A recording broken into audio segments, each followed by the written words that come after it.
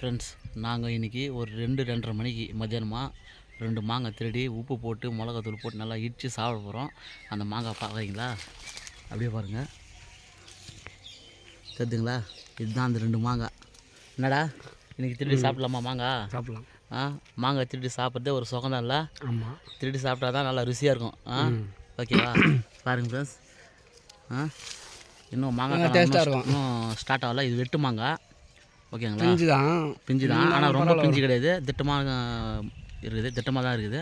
மிளகா உப்பு போட்டு நல்லா இடிச்சு திருடி சாப்பிட போகிறோம். ஓகேவா? திருட்டு சாப்பிட்டா ருசியாக வீடியோ பாருங்கள், அப்படியே கண்டினியூ பாருங்கள். பாய். திருடி சாப்பிட்டா ஒரு ருசி, அது ஒரு தனி டேஸ்ட்டு தான். ஆமாம் ஆமாம், நம்ம சொந்த காசில் வாங்கி சொன்னால் டேஸ்ட் வராது. டேஸ்ட் சாப்பிட்டா மட்டும் தான் டேஸ்ட் இருக்க மாட்டேங்குதுடா. ஆமாம், சல்ல நிற்குதுடா.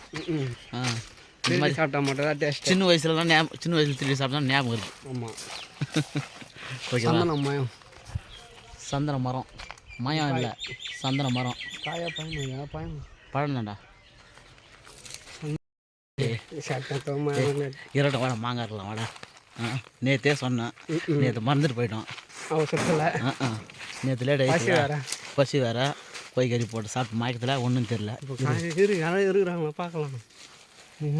யார் இருக்கிறாங்களா? யாரும் இல்லை, யாரும் இல்லை.